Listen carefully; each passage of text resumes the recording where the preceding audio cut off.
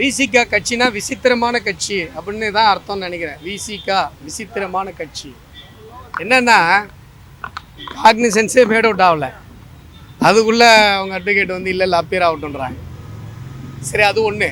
ரெண்டாவது, எதற்காக அவதூறு வழக்கு அப்படின்னு சொன்னால், வன்னியரசு வந்து ஒரு கொலை வழக்கில் ஆயுள் தண்டனை குற்றவாளி, கொலகாரன்னு சொன்னால் எப்படி டிஃபர்மேஷன் வரும்? ஆயுள் தண்டனை குற்றவாளி. அவர் தேர்தலில் போட்ட அஃபிடவிட்டில் சொல்லியிருக்கிறார், அவர் மீது கொலை வழக்கு நிரூபிக்கப்பட்டு அதில் வந்து அவருக்கு ஆயுள் தண்டனை கொடுக்கப்பட்டிருக்கிறது. ஹைகோர்ட்டில் போயிட்டு சஸ்பென்ஷன் ஆஃப் சென்டென்ஸ் வாங்கிட்டு இப்போ இருக்க வெளில சுற்றிட்டு இருக்கார். அந்த வழக்கு முடிவு செய்யப்படும் போது மறுபடியும் உள்ளே போகிறதுக்கான வாய்ப்பு இருக்கிறது. இப்போ வரைக்கும் நீதிமன்றத்தால் ஆயுள் தண்டனை பெற்ற கொலை குற்றவாளி தான் வன்னியரசு, விசிகாவினுடைய வன்னியரசு. அதை சொன்னால் டிஃபர்மேஷனா? நியாயமாக நான் தான் அவர் மேலே டிஃபர்மேஷன் போட்டிருக்கணும். அவ்வளோ அவதூறுகளை, கொச்சையான அவதூறுகளை என் மீது பரப்பி வருகிறார். எனக்கு நிறைய மக்கள் பணி இருக்குது, அதனால் இவரெல்லாம் நான் கண்டுகிட்டு இருக்க முடியாது, அதனால் நான் டிஃபர்மேஷன் போடாமல் இருந்தேன். இவர் எங்கள் மேலே போட்டிருக்கிறார். கொலகாரன்னு சொன்னால் எப்படி வந்து அவதூறு வழக்கு வரும்? இதை வந்து இன்றைக்கு விடுதலை சிறுத்தைகள் கட்சி முன்னெடுத்திருக்கிறது. நாங்கள் தொடர்ந்து களத்தில் மக்களுக்காக சேவையாற்றி வருகிறோம். என்னை முடக்க வேண்டும் என்கிற மனப்பால் குடித்து கொண்டு விடுதலை சிறுத்தைகள் இது மாதிரியான வேலைகளில் ஈடுபட்டு வருகிறது.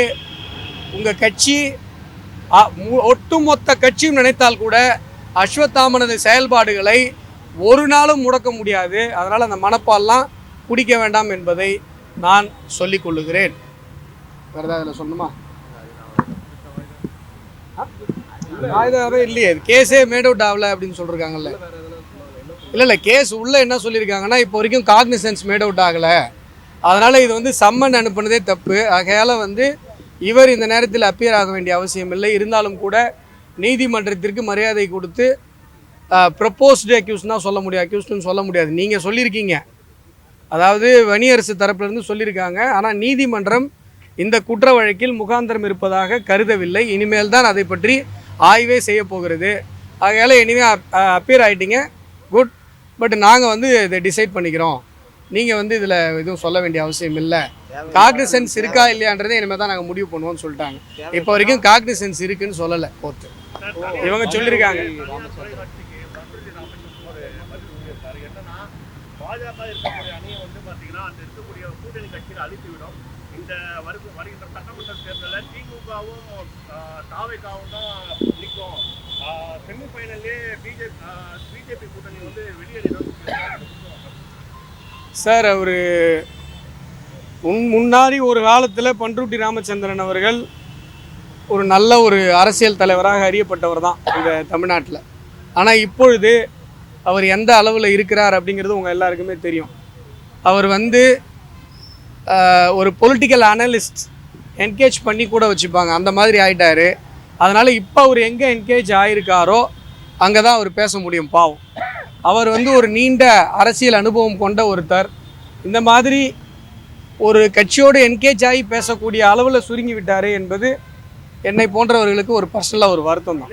ஓபிஎஸ்க்கு ஒரு அறிவுரையும் வழங்கியிருக்காரு, மதியாதார் தலைவாசல் மிதியாதேன்னு சொல்லிட்டு. குறிப்பாக என்னன்னா, தன்னை மதிக்காத பாஜக கூட்டணியில் ஏன் அவர் தொடரணும்னு சொல்லிட்டு ஓபிஎஸ் கிட்ட வந்து அறிவுரையும். சார், நான் என்ன சொல்கிறேன் சார், அதான் சொல்கிறேன் சார், அவர் எங்கே என்கேஜ் ஆகிருக்காரோ அங்கே பேசுகிறார். இது வந்து அரசியல் கருத்துக்கள் கிடையாது. நீங்கள் வந்து ஓபிஎஸ் அவர்கள் என்ன முடிவு பண்ணணும்னு சொல்லி பண்ருட்டி ராமச்சந்திரன் அவர்கள் முடிவு பண்ணுறதுக்கு ஒன்றுமே இல்லை. ஓபிஎஸ் அவர்கிட்ட அட்வைஸ் கேட்டாரா? இப்போ விஜய் கட்சி அவர்கிட்ட அட்வைஸ் கேட்டிருக்குது, விஜய் கட்சிக்கு அவர் அட்வைஸ் கொடுக்கட்டும். ஓபிஎஸ் கேட்டாருன்னா ஓபிஎஸ் கொடுக்கட்டும். இவர் எதுக்கு தேவையில்லாமல் அங்கே சொல்கிறேன் இங்கே சொல்கிறேன்னு, அதாவது தான் சார்ந்திருக்கிற, தான் என்கேஜ் ஆகியிருக்கிற, அவர் அரசியல்வாதி என்கிற நிலையை தாண்டி பொலிட்டிக்கல் அனலிஸ்ட் ஆகிட்டார். அவர் எங்கே கமிட் ஆகிருக்காரோ அங்கே அட்வைஸ் கொடுப்பார், அவ்வளோதான். இதை சீரியஸாக எடுத்துக்க வேண்டிய அவசியம் இல்லை.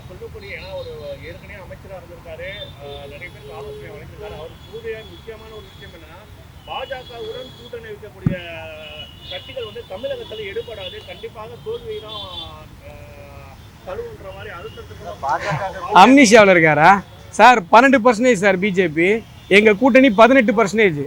இப்போ வரைக்கும் திமுகவினுடைய உண்மையான பர்சன்டேஜ் என்னன்னு உங்களுக்கு தெரியாது, ஏன்னா அவங்க தனியாக நிற்கவே இல்லை.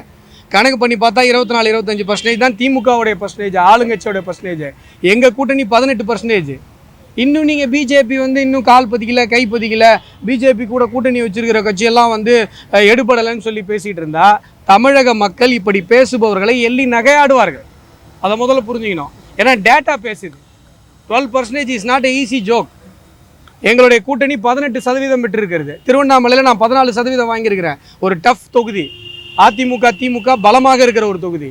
இன்னும் நீங்கள் பிஜேபி கூட ஈடுபடாதெல்லாம் பேசிகிட்டு கூடாது. விஜய் கட்சியோட பர்சன்டேஜ் என்ன அவர் சொல்லுங்கள்.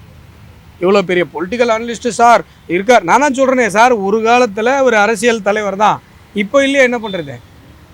ஆகையால் விஜய் கட்சி ஒரு முறை அவங்க எலெக்ஷனில் நின்னாதான் அவங்க பர்சன்டேஜ் என்னன்னு தெரியும். பட் நாங்கள் ஏற்கனவே ப்ரூவ் பண்ணிட்டு களத்தில் நின்றுட்டு இருக்கோம். எங்கள் 2 பேரும் கம்பேர் பண்ணி பேசுறது முதல்ல தப்பு. செய்திகளை உடனுக்குடன் தெரிந்து கொள்ள கீழ்கண்ட கேபிள் மற்றும் டிடிஹெச் நெட்வொர்க்குகளில் எம்நாடு செய்தி தொலைக்காட்சியை காணுங்கள். பாதகம் செய்பவரை கண்டால் நாம் பயம் கொள்ளலாகாது பாப்பா.